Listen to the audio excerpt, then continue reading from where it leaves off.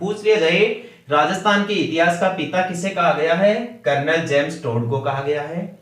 Colonel James Tod कहां के रहने वाले थे, या तो ऑप्शन में आपको इंग्लैंड मिल जाए, यदि ऑप्शन में और ज्यादा डीपली क्वेश्चन डाला गया है तो दोस्तों स्कॉटलैंड आपको वहां आंसर में मिलेगा।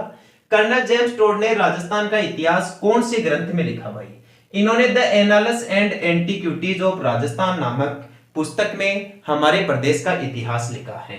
दोस्तों इस पुस्तक का एक और नाम है, इसे एक अन्य नाम से भी जाना जाता है, इसे कहा जाता है द सेंट्रल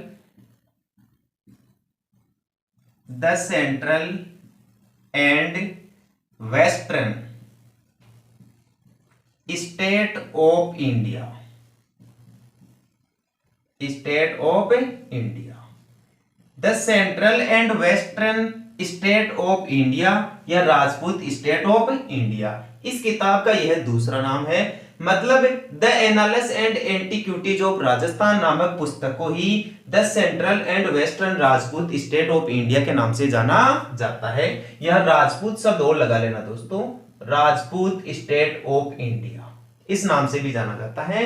ये दोस्तों कर्नल जेम्स टोड के द्वारा लिखी गई पहली पुस्तक थी या प्रमुख पुस्तक थी जिसमें राजस्थान के इतिहास के बारे में जानकारी मिलती है।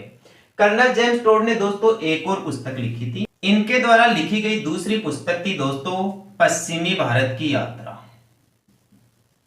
पश्चिमी भारत की यात्रा। तो कई बार यहां से भी क्वेश्चन पूछ लिया जाता है कि पश्चिमी भारत की यात्रा नामक किताब किनके द्वारा लिखी गई, कर्नल जेम्स टोड के द्वारा लिखी गई। तो आप जरूर ध्यान रखें कि कर्नल जेम्स टोड ने मुख्य रूप से दो किताबें लिखी थी, the annals and antiquities of Rajasthan, जिसे the central and western Rajput state of India के नाम से भी जाना जाता है। इस पुस्तक में इन्होंने राजपूताने के इतिहास के बारे में लिखा। इनके द्वारा लिखी गई दूसरी पुस्तक थी पश्चिमी भारत की यात्रा, जिसमें भारत की सामंतवादी व्यवस्था के बारे में उल्लेख किया गया है।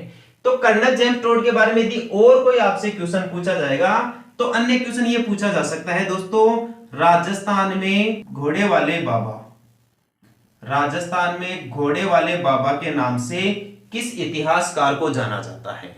राजस्थान में घोड़े वाले बाबा के नाम से दोस्तों कर्नल जेम्स टोड को ही माना जाता है।